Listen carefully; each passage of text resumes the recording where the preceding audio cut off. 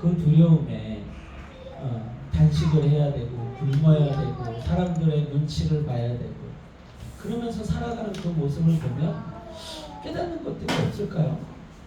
그가 누렸던 그 권력이라는 것이 그가 가지고 있던 그 재력이라는 것이 아무짝에도 쓸모없잖아요. 그것이 그의 두려움을 사라지게 하는데 어떤 도움이 됩니까? 그것이 그의 삶에 어떤 평안을 가져다 주는데 어떤 도움이 돼요? 아무것도 도움이 안 되잖아요. 결국 자신의 지은 죄 때문에 몸부림을 치면서 사람들에게 손가락질 당하고 웃음거리가 되고 그렇게 죽었고 평생을 돈이라는 것을 쫓아서 사는 사람, 돈을 벌기 위해서 몸부림을 치면서 사는 사람, 그 사람들의 종말도 마찬가지죠.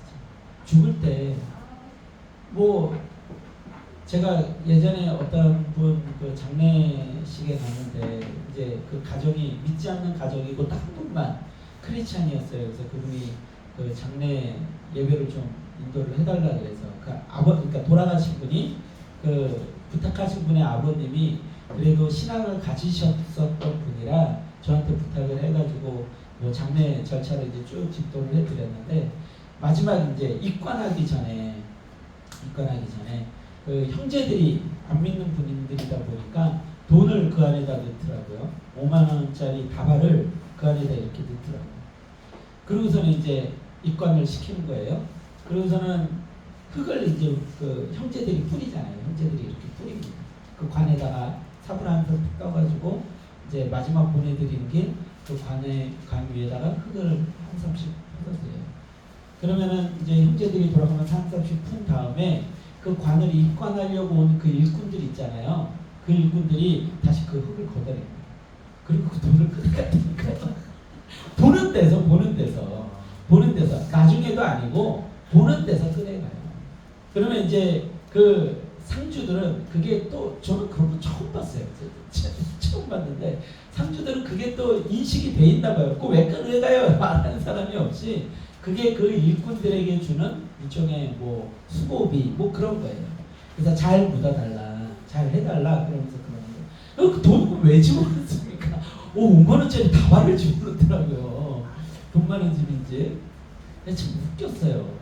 이 돈이 더 많은 사람들은 어땠을까요? 나 죽을 때 내 관에다가 돈 좀 많이 넣어줘 그랬을 거 아니에요. 자, 많이 넣고 그거를 이제 묻었다고 칩시다. 그러면 불안해서 그 관 속에서 어떻게 죽고 있어요. 야, 이거 언제 누가 와서 삼치라면 어떻게 하지?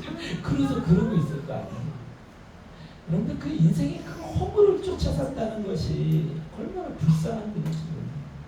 그래서 그 허물을 쫓아 사는 인생들에게 이 다니엘서를 전해야 돼요. 여러분들 다니엘서를 이렇게 보면서 느끼는 바가 많아야 됩니다. 선지서가 다 그래요. 구약에 등장하는 선지서, 뭐 선지서뿐만이 아니라 신약에 등장하는 많은 말씀들도 마찬가지지만 성도들에게 무엇을 이야기하고 있냐면 마지막 때에 우리가 어떻게 살아가고 어떤 소망을 가지고 살아갈 것인가, 그리고 우리가 그 두려워하지 않고 염려하지 않고 하나님께 맡기고 살아가는 법들에 대해서 성경이 가르쳐주고 있어요. 그래서 선지서를 보면 두려워하지 않게 돼요. 하나님께서 이런 계획을 가지고 계십니다. 선지서들, 구약의 선지서들이 대부분 어떤 배경 가운데 쓰여졌냐면 대부분의 선지서가 이스라엘이 포로기 때 쓰여졌어요. 이스라엘이 전쟁 가운데 고통당하고 포로로 끌려가고 노예로 끌려갔을 때 쓰여졌던 것들이 이스라엘의 선지서예요. 그러니까 이 성경에 나와 있는 이 선지서들은 지금 이 땅을 살아가는 노예로 살아가고 있고 죄의 노예로 사탄의 노예로 살아가고 있는 인생들에게 굉장히 유익하다는 것이죠. 그들에게 무엇을 이야기하고 있어요? 너희들이 살아가고 있는 그 허무한 삶에서 너희들 그렇게 허덕이지 말고 소망이 있어, 희망이 있어. 그것은 바로 하나님께 돌아가는 길이에요. 하나님께서 너희를 회복시켜줄 거예요. 라는 고백들이 끊임없이 되고 있다고. 특별히 다니엘서는 더욱더 그렇죠. 여러분들 다니엘서 쭉 파노라마처럼, 제가 어제 잠깐 다니엘서 말씀이 언제부터 시작이 됐나 했더니 한 5개월 전부터 제가 이 말씀을 전했어요. 거의 한 반년을 이 말씀을 전해온 거예요. 무엇이 기억나지? 무엇이 기억나지? 다니엘서에서 집중적으로 고백하고 그 증거되고 있는 말씀이 뭐예요? 하나님께서 이 땅에 주권자시다. 그분이 계획이 있으시다. 그 계획은 정해진 때에 반드시 이루어진다. 그리고 그 마지막 때에 너희들이 준비되고 깨어있기를 소망한다. 그것이 다니엘서 말씀이에요. 두려워하지 말라는 거예요. 그러니 이 땅에 허무한 인생을 살아가는 자들에게 이 다니엘서만큼 중요한 이야기가 없죠. 그들에게 전해야 돼요. 이 땅의 주권자는 하나님이시죠. 이 땅에 종말이 있다, 종언이 있다. 이 역사는 언젠가 끝이 날 것이다. 그것을 알고 사는 자와 알지 못하고 사는 자는 너무나도 다르다. 그 이야기를 12장 안에서 집중적으로 다루어지고 있습니다. 자, 다니엘서 12장 1절에서 4절 말씀 한번 봉독해 보겠습니다. 함께 합독합니다. 다니엘서 12장 1절에서 4절입니다. 시작. 그때 내 민족을 호위하는 큰 군주 미가엘이 일어날 것이요 또 환장이 있으니 이는 개국이어도 그때까지 없던 하나님의 것이며 그때 내 백성 책에 기록된 모든 자가 구원을 받을 것이다. 땅의 티끌 가운데서 자는 자 중에서 많은 사람이 깨어나 영생을 받는 자들도 있고 수치를 당해서 영원히 부끄러움을 당할 자도 있을 것이며 지혜 있는 자는 궁창의 빛과 같이 빛날 것이요 많은 사람을 옳은 대로 돌아오게 하는 자는 별과 같이 영원토록 빛나리라. 다니엘아, 마지막 때까지 이 말을 간수하고 이 글을 봉헌하마. 많은 사람이 빨리 왕래하여 지식이 더하리라. 아멘. 자, 마지막 때가 있다는 거예요. 그 마지막 때에 어떤 일이 벌어진다는 겁니까? 굉장히 큰 환란이 벌어질 거라는 거예요. 그런데 그 환란이 일어났을 때 어떻게 돼요? 하나님을 믿는 자들, 하나님의 책에 기록된 자들은 구원을 받을 것이라는 것이죠. 그리고 땅의 티끌 가운데 자는 자에서 많은 사람이 깨어나 영생을 받을 자도 있겠고 영원히 수치를 당할 자도 있을 것이라는 거예요. 근데 이거를 어떻게 하라고 지금 다니엘에게 얘기하고 있어요? 마지막까지 공함하라. 이 비밀이 어떻게 되어 있다는 거예요? 숨겨져 있다. 숨겨져 있다. 이것은 비밀이에요. 아무에게나 드러나지 않아요. 이 비밀을 아는 자들은 복된 자들이고 이 비밀을 모르는 자들은 저주를 받은 자들이에요. 그러니까 여러분들 성경에서 얘기하는 복의 그 근원은 뭐예요? 복이라는 건 뭐예요? 우리가 돈을 잘 벌고 건강하고 더 잘 되고 더 높아지고 하는 것이 복이 아니라 성경에서 얘기하는 복은 뭐예요? 우리가 구원을 받는 거예요. 그게 진정한 성경이 이야기하는 복입니다. 그런데 이 비밀이 숨겨져 있대요. 이 글을 봉합하라. 많은 사람이 빨리 왕래하며 지식이 더하리라. 이게 무슨 의미냐면 마지막 때에 가가지고 사람들이요 굉장히 이 지식을 구하기 위해서 분주하게 다닌다는 거예요. 아, 마지막 때에 무슨 일이 벌어지지? 구원을 얻으려면 어떻게 하지? 우리가 죽음 후에 무슨 일이 생기지 하고 수많은 지식이 더해져요. 그런데 그 지식이 더해진다고 그 비밀을 알 수 있어요? 없어요? 알 수 없다는 거예요. 그 비밀은 그 책에 기록된 자들, 그 책에 기록되어서 구원 얻을 자들에게 허락되어졌다는 거예요. 그래서 여러분들 예수님에 관한 이야기가 전 세계 모든 사람들에게 드러나 있어요. 그런데 그 예수님을 진심으로 믿음으로 받아들이는 자들은 극소수입니다. 많지 않아요. 심지어는 어때요? 교회 안에 교회라는 공동체 안에 있는 자들까지도 다 구원을 받는 게 아니고 이 말씀을 깨닫고 믿음으로 받아들이고 그 지혜를 따라 사는 자들이 구원을 받는다. 지금 그 이야기를 다니엘서가 하고 있다는 것이죠. 그렇다면 조금 다르게 생각을 해봅니다. 이 비밀을 가지고 알고 있는 자들은, 이 비밀을 소유한 자들은 어때야 될까요? 어때야 될까요? 감사하며 담대하고 자신 있게 살아가야 되겠죠. 아무나 이 비밀이 허락된 것이 아니라는 거예요. 그리고 얼마나 감사한 일입니까? 여러분들 우리가 하나님의 말씀을 믿음으로 고백하고 깨닫고 한다는 것 너무나 놀라운 일이에요. 오늘도 수많은 사람들이 이 주일 아침을 어떻게 보내고 있을까요? 어제 저녁 새벽 2시까지 3시까지 술을 퍼마시다가 잠이 들었겠죠. 그리고서는 12시, 1시, 2시에 잠이 깨겠죠.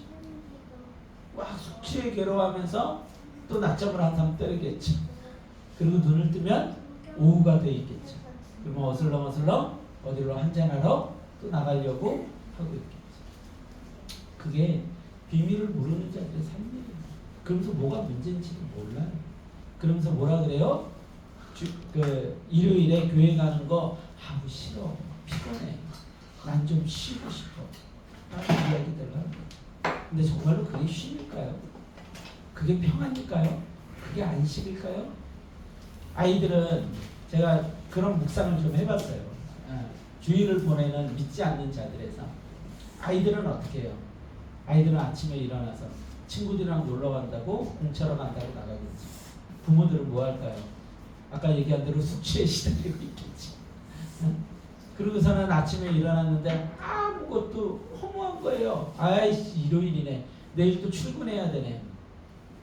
그러고서는 그 부인은 어떻게 할까요? 이 인간은 왜 아침부터 술을 먹고 디비 자고 있어가지고 내가 북엇국을 끓이게 만들어 어디 나가서 밥 좀 안 처먹나 그러고 있을지도 모르겠죠. 이 남편은 이 마누라는 왜 나한테 북엇국 끓여오지 않아? 그래서는 부인이 뭐라 그럴까요? 이 남편에게 뭐라 그래요? 뭐라 그럴까요? 여보 일어나서 청소 좀 해. 맨날 나한테만 청소하라 그러지 말고. 그리고 막 둘이서 신경전을 벌이면서 하루를 보내겠죠. 자식은 밖에 나가서 열심히 공차고 놀고 어디 애인 만나고 그러다가 저녁 늦게 들어오겠죠. 그리고 들어와서 방에 들어가서 게임하겠죠. 여러분들 그게 믿지 않는 사람들의 삶이에요. 안 그럴 것 같아요? 대단할 게 있을 것 같아요? 대단한 게 어떻게 있을 수가 있습니까? 대단한 게 어떻게 있을 수가 있어요? 하나님이 없는데 그 인생이 허무한데 지혜가 없는데 사랑이 없는데 인내가 없는데 미움뿐이 없는데 자기 이기주의밖에 없는데 삶이 뻔하죠. 그러고서는 이제 서로 그것 때문에 싸우다가 자기 잘난 맛에 아유 인간들 다 쓸데없어. 내일 가서 나 뭐하지? 그 생각하다가 두려움에 잠이 들겠죠. 그게 안 믿는 자들의 삶이에요. 그런데 믿는 자들의 삶은 어때요? 오늘 하루를 아침에 눈을 뜨면 예배를 드려야 합니다. 그리고 예배를 드리러 나와서 주님 앞에 내가 오늘은 어떤 모습으로 예배를 드려요? 말씀을 들으면서 나는 어떤 모습으로 살아왔나? 내가 어떤 부족함이 있나? 그것을 듣고 깨닫게 되죠. 그러고서는 내 아내에게 잘못 이야기했던 것들, 내 남편에게 좀 내가 실수하고 내가 존경하지 못했던 것들, 내 자식에게 소홀했던 것들, 그런 것들을 깨닫고 배우게 되죠. 자식들은요, 내가 부모님한테 이렇게 해야 되는데. 그리고 예배가 끝나고 나면 가족끼리 모여서 점심을 먹겠죠. 우리 점심을 먹으면서 삶에 대한 이야기를 나누고, 그러고서는 자식들하고 함께 하하호호 하다가 그 저녁 시간에 산책이라도 나가면서 하나님이 만드신 자연을 봐봐 너무 아름답지 않아? 하나님께 우리에게 주신 삶의 평안을 누려봐 너무 아름답지 않아? 그런 삶과 마무리가 되어야 하는 거예요. 그리고 잠을 잘 때는 하나님 감사합니다. 내일의 삶도 하나님께 맡깁니다. 여러분들 이 삶이 어떻게 같을 수가 있어요? 비밀을 아는 자의 삶은 이렇게 다른 거예요. 그리고 우리가 감사하지 않을 수 있습니까? 우리가 어찌 하나님 앞에 엎드리지 않을 수가 있어요? 여러분들이 누리는 삶을 너무나도 당연하게 생각하지 마세요. 세상 사람들은 구경도 못 해본 삶이에요. 세상 사람들은 상상조차 못하는 삶이에요. 이런 삶이 있나? 마지막을 아는 삶, 역사의 종언을 아는 삶, 그 영혼을 아는 삶은 완전히 다른 삶이라는 것이죠. 어리석은 자들에게는 그것이 숨겨져 있다는 거예요. 많은 자들이 그 비밀을 알고자 하나 그 동기도 방법도 길도 몰라서 헤매이게 된다는 거예요. 우리 너무나도 당연하다는 듯이 그걸 누리면서 살아가고 있죠. 오늘도 제가 이 아침을 시작을 하면서 감사한 거예요. 우리 아내가 여기서 찬양을 치는데 너무 이쁘네. 그래서 그 얼굴을 보면서 너무 감사한 거예요. 말씀을 전할 수 있음이 너무 감사한 거예요. 이곳에 주의 자녀들이 모여서 함께 예배드리고 이곳에서 마음껏 하나님을 고백할 수 있다는 게 너무 감사한 거예요. 아들이 이 앞에서 과자를 먹으면서 싱긋싱긋 웃고 있어요. 그게 너무 감사한 거예요. 저 어린아이가 뒤에서 기어다니면서 이렇게 하고 있어요. 너무 감사해요. 그냥 그 모든 순간들이 감사합니다. 근데 이게요, 여러분들 어떤 누군가는 영원히 누리지 못하는 것들이에요. 영원히.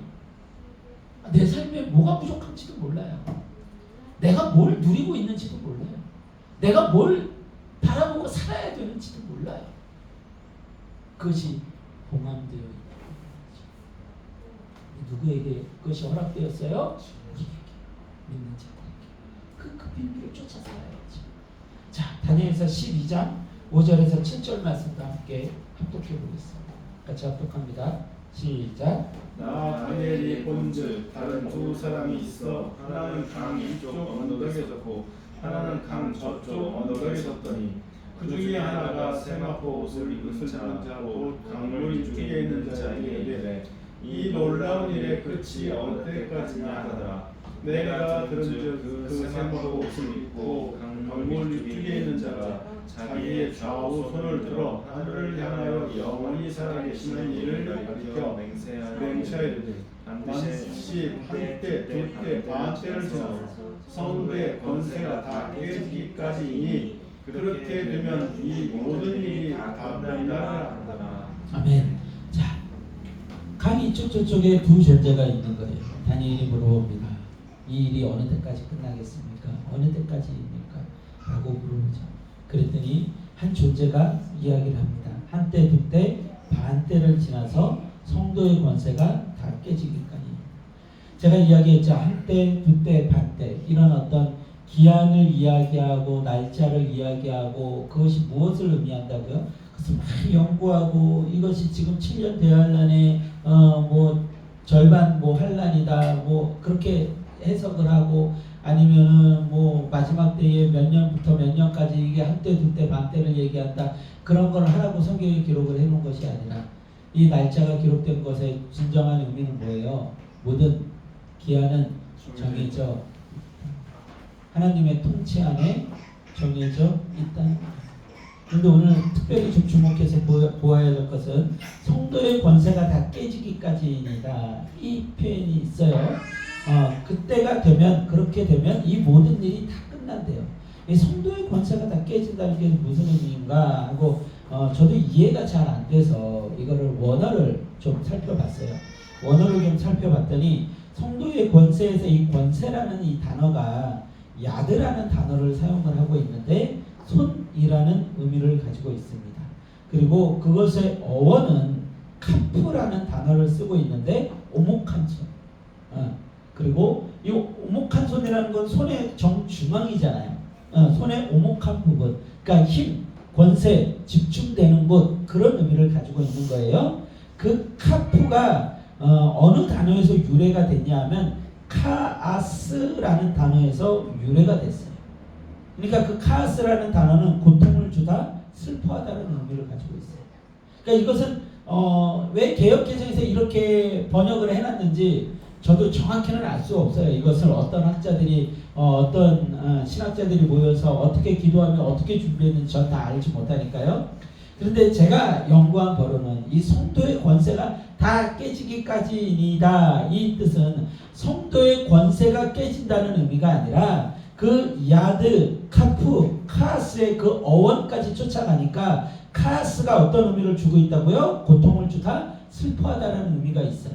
그러니까 이 의미는 뭐냐면 성도의 고통이 다 끝나기까지, 성도의 슬픔이 다 끝나기까지.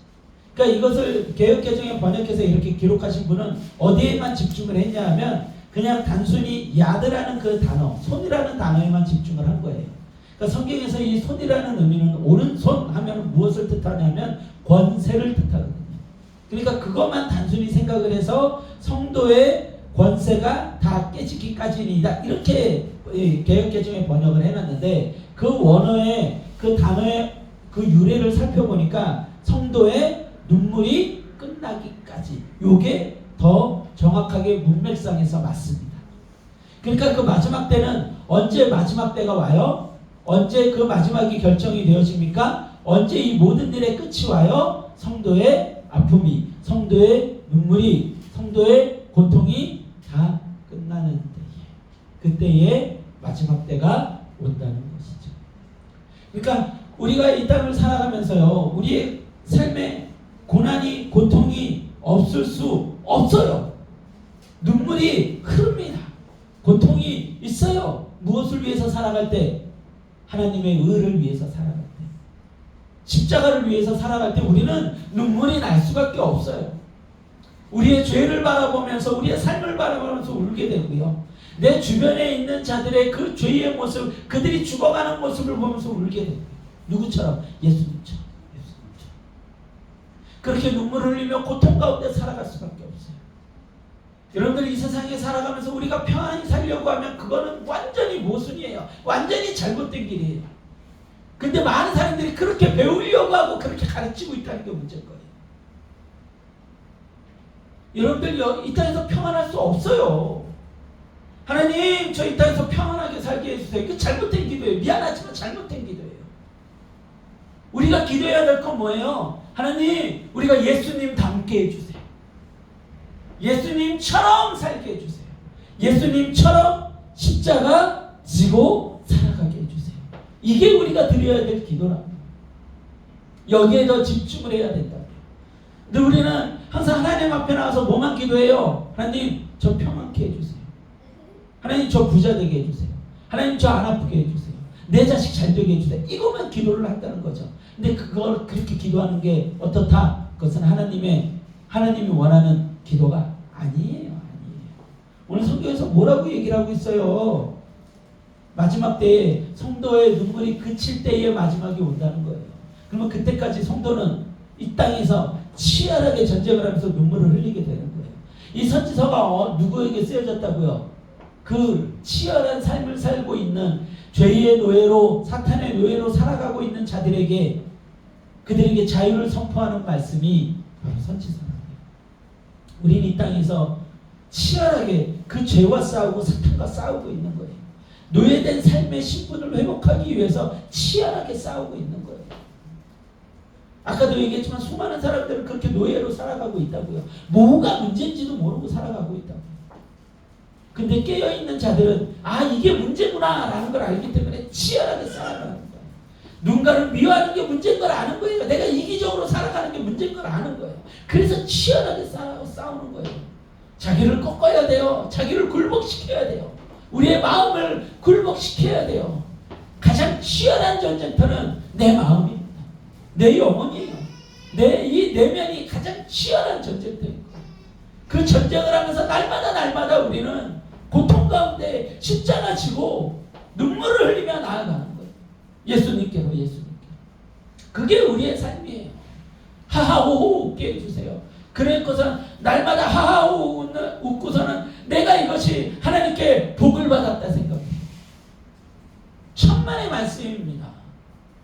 나 50평짜리 아파트 압구정에서 살고 있으니까, 그러면서 사랑의 교회 다니니까, 좋은 차 타니까, 대학 교수니까, 의사니까 나 복 받은 사람이에요. 사람들, 여러분, 저를 따라 사세요. 천만의 말씀이라고요. 여러분들, 예수님의 제자들이, 예수님을 따랐던 진정한, 예수님을 위해서 죽어갔던 자들이, 그렇게 살아간 자들이 몇이나 됩니까?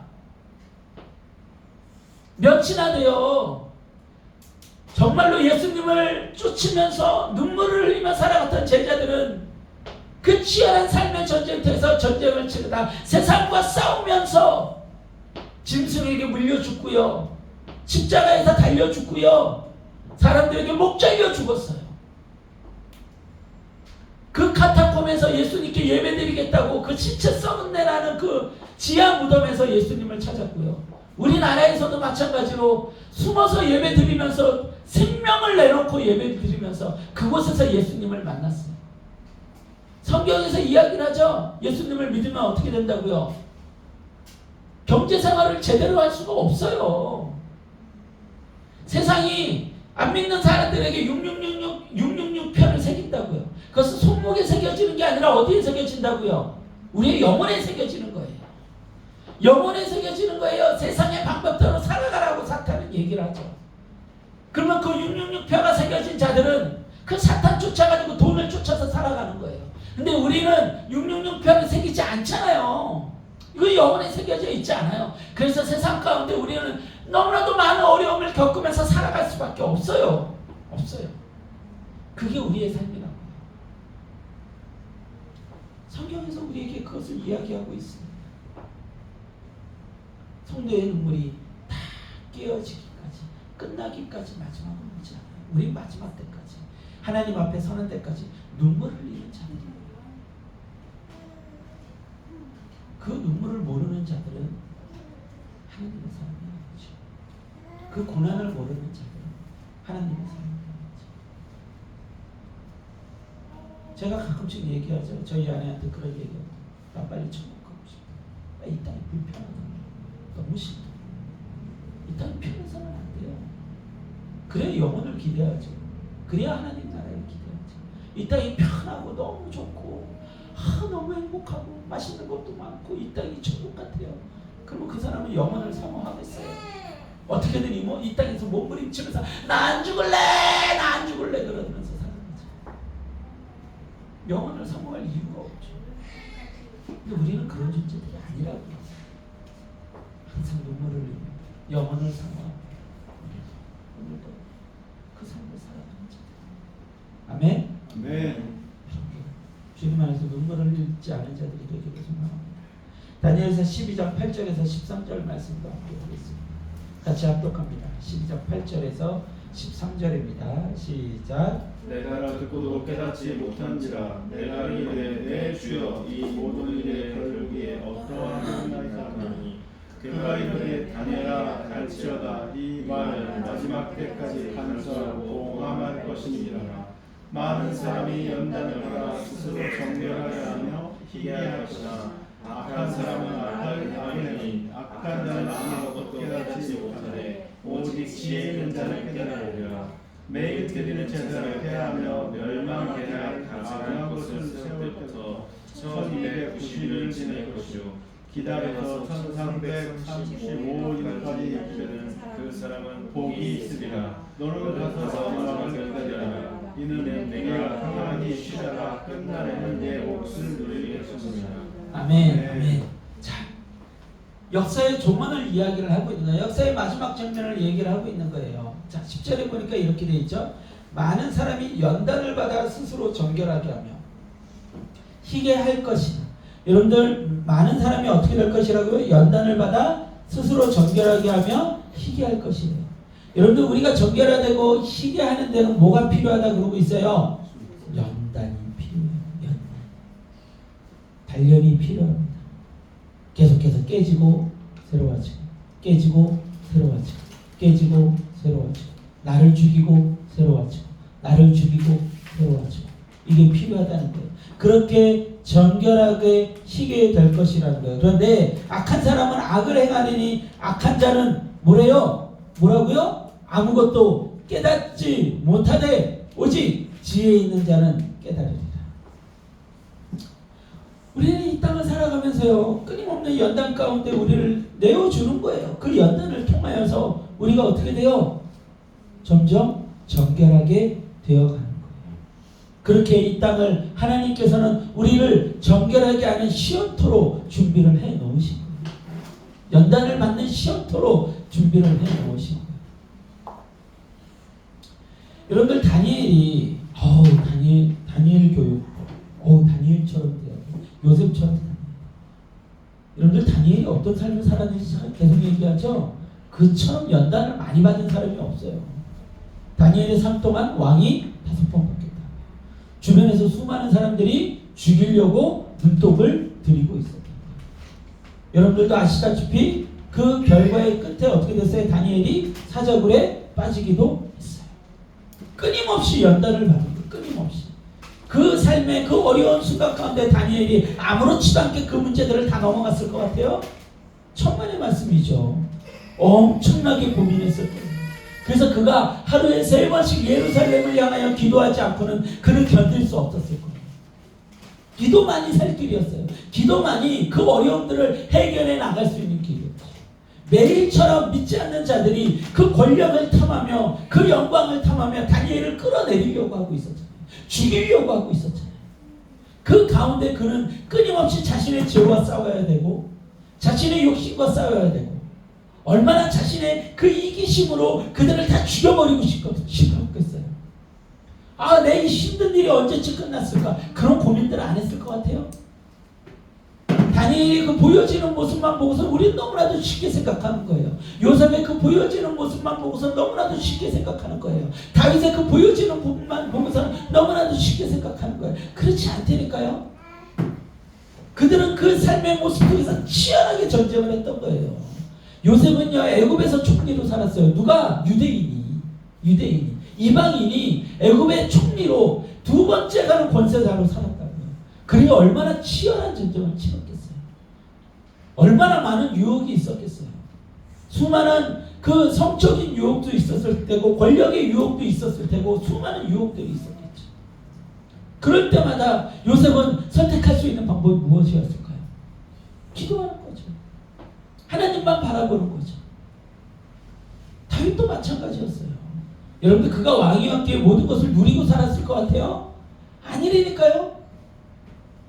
그가 왕이었기 때문에 그 삶 속에서 수많은 시험과 수많은 고통과 수많은 어려움들이 있었어요. 수많은 전쟁이 있었다고요. 그 가운데 어떻게 써야 됐어요? 하나님께 의지할 수밖에 없었죠. 그가 거의 말년이 되어서도 죄를 지었다고요. 그 교만이 그 삶을 지배했다고요. 그 치열한 전쟁 가운데 그들은 싸워가며 하나님의 마음의 합한 자로서 세워져 가기 위해서 몸부림치며 살아간 거죠. 여러분의 삶도 마찬가지예요. 여러분의 삶이 끝나는 그날까지 우리는 끊임없이 뭘 받는 거예요? 연단을 받는 거예요. 그 연단을 통하여서 그 십자가를 통하여서 우리가 무엇을 깎아내기 시작을 해요? 우리의 죄성들을 깎아내는 거예요. 우리의 이기심, 우리의 미움, 우리의 욕심, 우리의 쾌락, 우리의 음란, 우리의 그 모든 막 탐심 이런 것들을 깎아내는 거예요. 그러고서는 하나님께 가까워지는 자로서 점점 나아가게 되는 것이죠. 그 마지막 때까지 우리는 연단을 받게 됩니다. 근데 악을 행하는 사람은, 악한 사람들은 어떻게 된대요? 아무것도 깨닫지 못한대요. 뭐가 문제인지 모르는 거예요. 근데 여러분들 이런 사람들 너무나도 많아요. 성경을 가지고 세상 사람들을 보면 제가 가끔씩 농담 삼아 얘기하죠. 점쟁이 됐다고. 관상가가 돼요. 말 몇 마디만 섞어봐도 이 사람이 하나님의 사람인지 아닌 사람인지 알고요. 말 몇 마디만 섞어봐도 눈빛만 봐도 이 사람이 얘기하는 것만 봐도 이 사람이 어떤 삶을 살지가 보여요. 어떤 고통을 당하며 살지가 보여요. 왜요? 성경을 통해서 성경이 가르쳐준 대로 인간을 철학하고 이해하다 보면 그게 보인다니까요. 그 정쟁이들이 막 던지고 막 쌀알을 던지고 다 소용없어요. 쌀알을 왜 던지기 청소만 어렵지. 어? 관상자들이 미간이 벌어지면 어떻고 미간이 좁아지면 어떻고 지랄들을 하시라 그래. 지랄들. 욕이 나오네 갑자기. 그러니까 다 소용없어요. 다 소용없어. 성경을 알면 인간을 알아요. 성경을 알면 인간에 대한 이해가 있어요. 그래서 여러분들 이 편의점을 제가 하게 된 거에 대해서 처음에 그런 생각 많이 했어요. 하나님이 이 편의점을 인간을 이해하라고 나보고 있구나. 세상 사람들을 너무 많이 만나거든요. 교회 안에만 있으면, 제가 교회라는 테두리 안에만 있으면 교회 그래도 믿는 사람들을 만나게 되고 가면 쓴 사람들을 만나게 되는데 편의점에 있다 보면 그냥 날 것 그대로의 세상 사람들을 만나게 되네요. 날 것 그대로의 세상 사람들. 오늘 우리 오전에 교대하는 알바 하시는 분이 호성 씨가 다른 이제 편의점에서 알바를 하는데 어떤 사람이 담배를 사러 왔대요.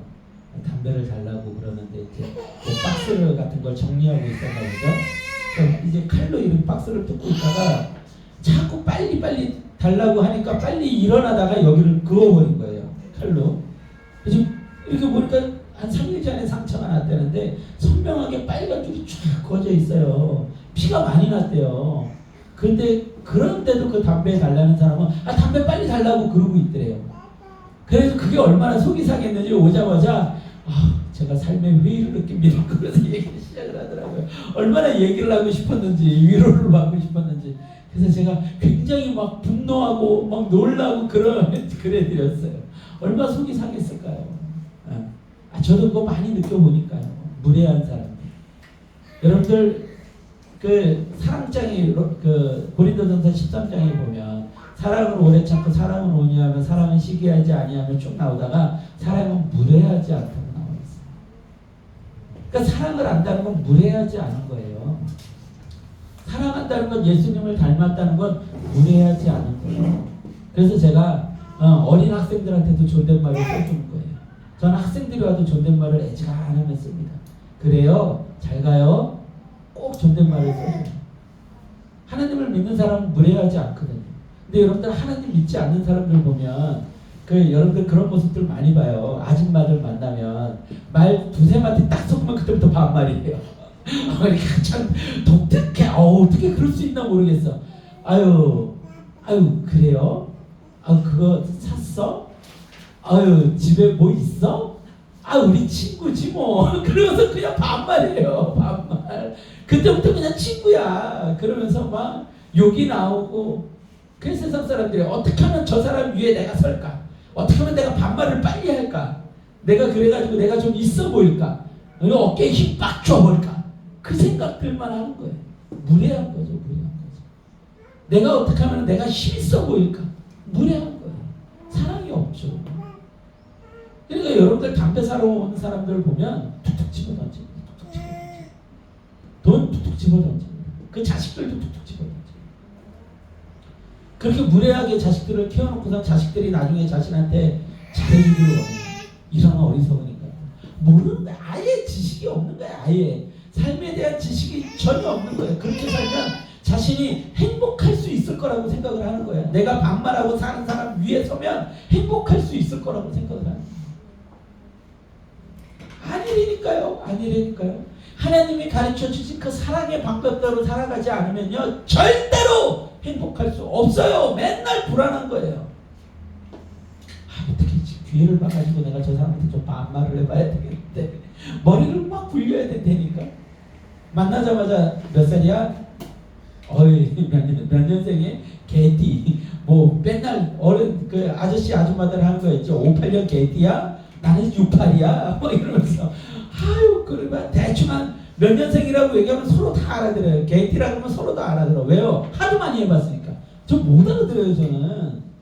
뭐 연세가 어떻게 되세요? 그러면 원숭이띠야? 이래요. 그러면 원숭이띠면 내가 어떻게 알아들으냐고. 근데 알아들어요. 왜요? 수없이 거를 반복을 해왔거든. 훈련들이 돼 있거든. 그러고서는 이미 딱 정해져. 그러면 그러네. 그런데 내 말 놓게. 그건 뭐 무리야. 진짜. 내가 뭐 어디까지 가다가 여기까지 갔는지. 그 얘기. 악한 자들은요. 지네들이 자꾸 욕 나오고 반말 나오고 지네들이 악한지도 모르고 살아가는 거야. 뭐가 문제인지도 모르고 살아가는 거야. 그렇게 죽음을 향해 달려나가고 있는 거죠.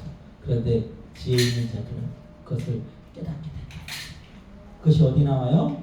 오직 지혜 있는 자는 깨달으리라. 10절 마지막에 나오고 있잖아요. 여러분들 그러니까 마지막 때를 준비한다는 것, 마지막 때의 역사의 종언을 안다는 것, 이것이 얼마나 놀라운 일인지 모릅니다.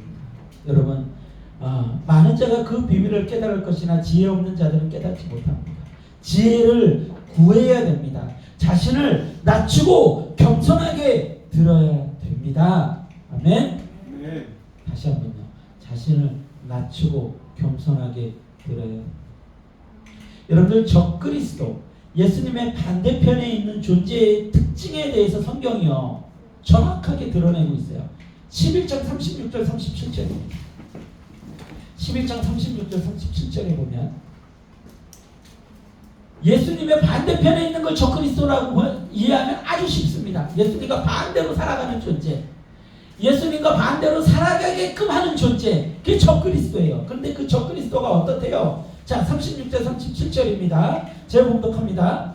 그 왕은 자기 마음대로 행하며 스스로 높여 모든 신보다 크다 하며 비상한 말로 신들의 신을 대적하며 형통하기를 분노하심이 그칠 때까지 하리니 이는 그 작정된 일을 반드시 이루실 것입니다. 자, 뭐라고 되어 있어요? 그 왕은 뭐라고요? 자기 마음대로 행하며 스스로 높여. 이게 적그리스도의 특징이라고요. 자기 마음대로 행하는 거예요. 그리고 스스로 높이는 거예요. 이게 적그리스도라고요. 그리고 뭐라고요? 신을 대적하며 형통하기를 분노하심이 그칠 때까지 하리니, 막 자신의 분노가 그칠 때까지 막 자신 혼자 잘되게 하기 때까지 막 분노하며 살아가는 거예요.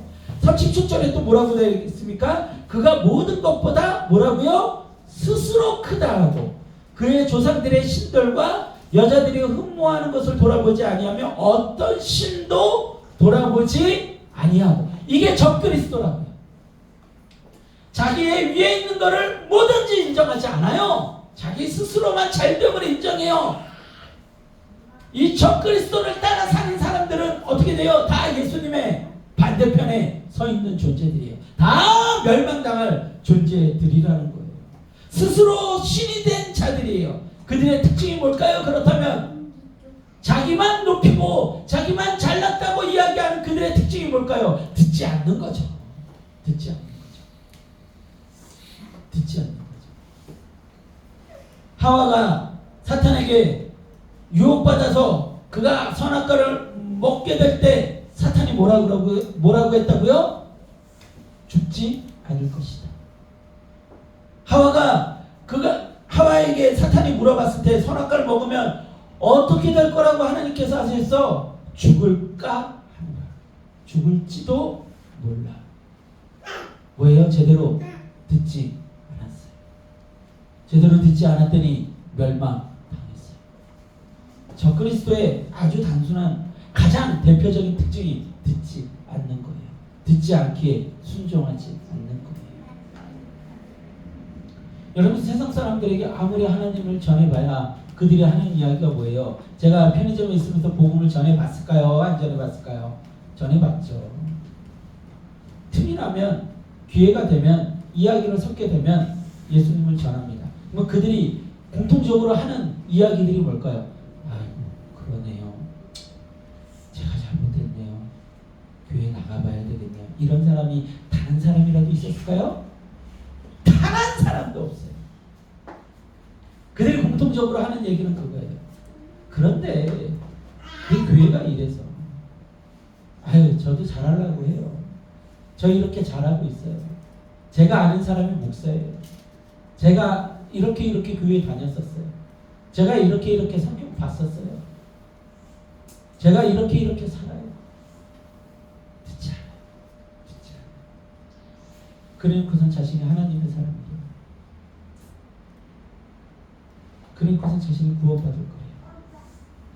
여러분, 절대로 그럴 수 없습니다. 스스로 신이 된 자들은요, 하나님의 이야기를 듣지 않습니다.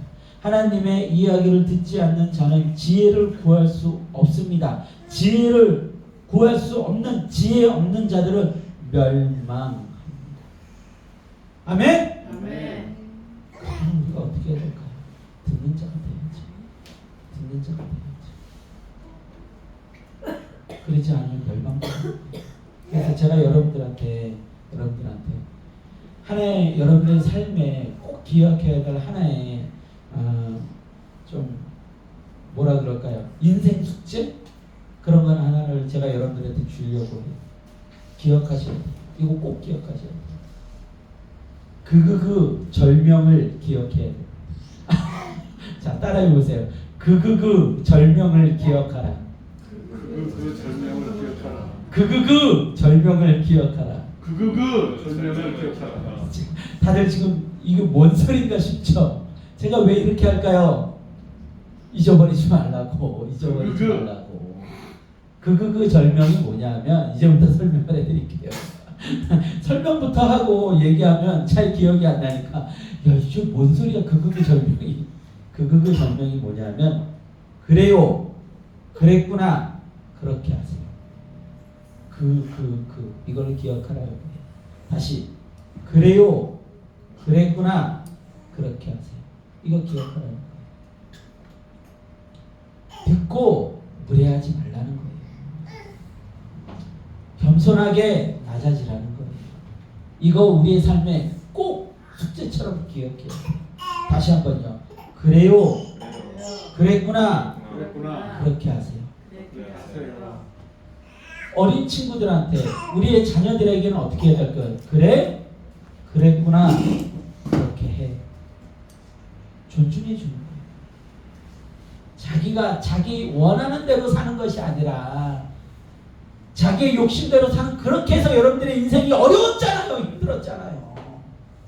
내 뜻대로 하려고 살아가다 보니까 어려웠잖아요. 아, 내가 오라. 아, 네가 틀려. 이거 하다가 어려웠잖아요. 그래서 그 절명을 기억하는 거예요. 절명은 뭐냐? 절대명. 절대명. 이걸 기억하지 못하면 절명한다는 거예요. 죽는다는 거예요. 그래서 절명은 두 가지 의미를 가지고 있어요.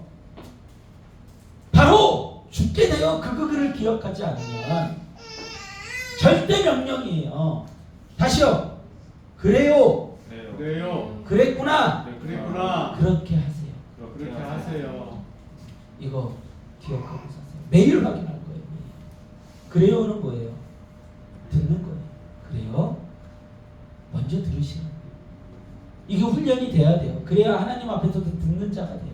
사람 앞에서 듣지 않는 자가 하나님을 말씀을 들을 것 같아요? 안 듣는다니까요. 자기 이야기만 하고 있다니까요. 하나님 앞에서까지. 그래서 들어야 돼요. 그래요? 그래요? 아, 그랬구나. 인정하는 거예요. 그랬구나. 공감하는 거예요. 그랬구나. 동의해 주는 거예요. 공감하고 동의하는 거예요. 그랬구나. 그래요? 그래? 그랬구나. 그러면 그 다음에는요. 존중해 줘야죠. 인정해 줘야죠. 그렇게 하세요. 그렇게 하세요. 그래요? 그랬구나. 그렇게 하세요. 저도 이거 지키려고 애쓰면서 살아요. 우리 아성이한테, 우리 아이들한테, 저희 아내한테 그렇게 하려고 애쓰면서 살아요. 그래요? 그랬구나. 그렇게 하세요. 저라는 존재가 막 튀어나올 때가 있죠. 저의 어떤 생각이 막 앞서 나갈 때가 있죠. 그때마다 생각을 하세요. 기억하세요. 떠올리세요. 절명. 절명. 따라하세요. 시작. 절명. 뭐라고요? 그 내용이? 우리 자녀들에게 할 때는 그래. 그래, 그랬구나. 그랬니도 마찬가지로 그랬구나. 그러니까 조금 더 좋지 않을까요? 그래, 그랬구나. 그렇게 해. 여러분들 그걸 못 해봤잖아요. 여러분들 세상 사람들이 이거 모른다니까요. 이렇게 안 하고 산다니까요. 이 세상 사람들은 반대로 하고 살아요. 네가 뭘 한다고? 뭐? 뭐라고? 네가 뭘 한다고 그런 얘기를 해? 아우, 쓸데없는 소리 하지 마. 쓸데없는 소리 하지 마. 내가 오라. 엄마 말 들어. 아빠 말 들어. 내 말 들어. 남편 말 들어. 아내 말 들어. 조금이라도 힘 있는 사람이 되려고. 자기 말 듣게 하려고. 그래놓고서는 맨 마지막은 어떻게 됐고요? 맨 마지막은 어떻게 돼요? 그렇게 하세요가 아니라 그렇게 하지 마. 그러면 안 돼. 죽어. 이게 세상 사람들이잖아요. 우리는 그렇게 살면 안 돼요. 그랬구나. 그래? 그랬구나. 그렇게 해. 그래요? 그랬구나. 그렇게 하세요. 이게 여러분들의 삶 속에서 훈련이 되면 하나님 앞에서도 하나님 그래요? 그러셨구나. 그렇게 하세요. 아멘. 이게 된다. 근데 그게 안 되니까 여러분들의 삶이 내가 왜 갈지자를 걷고 있는지, 내가 왜 아내랑 싸우고 있는지, 내가 왜 남편이랑 싸우고 있는지, 내가 왜 부모랑 싸우고 있는지, 내가 왜 자식이랑 갈등하고 있는지도 모르고 살아온 거예요. 그 비밀을 모르고 지혜가 없이 살아온 거예요. 근데 이제 알려주잖아요. 친절하게 하나님께서 저라는 사람을 통해서 알려주고 있잖아요. 그러면 이제 그렇게 살아보세요. 그리고 하나님 말씀 앞에서 그렇게 살아보세요. 모든 사람 앞에서 그렇게 살아보세요. 여러분이 별과 같이 빛나게 될 줄 믿습니다. 자, 마지막 13절 합독해 보겠습니다. 13절, 12장 13절 같이 합독합니다. 시작. 너는 가서 마지막을 기다리라. 이는 내가 평안히 있다가 끝내는 내 몫을 누리게 될 것이다. 아멘, 아멘. 끝날에는 뭐라고요? 우리의 몫을 누리게 될 거라. 여러분의 몫은 무엇이에요? 하나님 말씀대로 살아갈 때, 하나님의 영광을 위해 살아갈 때 우리의 몫이 생기게 됩니다. 오늘을 살아내십시오. 하나님의 말씀대로, 하나님께서 가르쳐 주신 대로, 하나님의 지혜를 가지고 오늘을 살아내십시오. 주님과 만나는 날은 정해져 있고 예수님과 함께 고난 받는 자는 그 눈물이 그치는 그날 구원에, 완전한 구원에 이르게 될 것입니다. 마지막으로 우리 로마서 8장 16절에서 17절 말씀 함께 보겠습니다. 로마서 8장 16절에서 17절.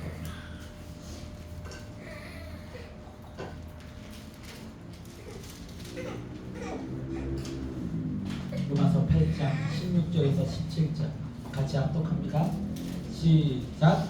성령이 친히 우리의 영과 더불어 우리가 하나님의 자녀인 것을 증언하시나니 자네가 또한 상속자 곧 하나님의 상속자요 그리스도와 함께 한 상속자니 우리가 그와 함께 영광을 받기 위하여 고난도 함께 받아야 할 것이다. 아멘, 아멘, 아멘. 우리가 하나님의 자녀임을 성령님께서 증언하시는데요. 성령님께서 증언하는 하나님의 자녀들은 우리가 영광도 받아야 될 텐데 그 영광과 함께 무엇도 받아야 된대요? 고난도 받아야 돼요. 죄와 싸우며 의를 위해 아버지의 영광을 위해 싸우고 고난에 동참해야 됩니다. 꺾어야 돼. 우리의 죄성을 꺾어야 돼. 우리의 내면에서 치열한 전쟁에서 승리해야 됩니다. 세상의 죄와의 싸움에서 승리해야 됩니다. 그렇다면 그 모든 일의 끝에는 영원한 영광이 기다리게 될 줄 믿습니다. 가서 챙겨드리세요.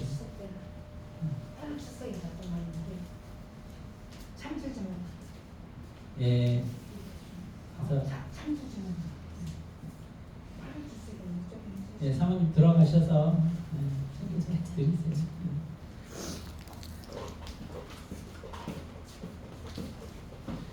다음부터는요 예배 시간에 들어오시면 조금 기다리세요. 예배 시간에는요 조금 기다리셨다가 같이 예배 드리시고 도움 요청하시면 저희가 도와드릴게요. 예.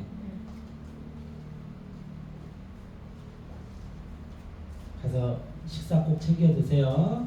예, 고맙습니다, 목사님. 조금만 기다리세요. 자, 다시 우리 아까 제가 이야기했던 거 인생의 숙제에 대해서 여러분들이 꼭 기억하시고 매주 확인할 거예요. 매주 그렇게 살았나, 그렇게 내가 해냈나 매주 확인합시다. 매일매일 확인합시다. 아, 내가 또 그 부분에 있어서 또 내가 실수한 것은 아닌가, 내가 또 놓치고 살지는 않았나, 내가 또 내 마음대로 내 뜻대로 예수님의 반대편에 서서 적그리스도의 입장에 서서 그의 부하가 돼서 그와 하나가 돼서 살아가진 않았나, 내가 적그리스도로 살아가진 않았나 기억하시면서 아, 내가 예수님 편에 서서 정말로 그 절대 명령을 지키며 순종하며 그렇게 살아가야 되겠구나.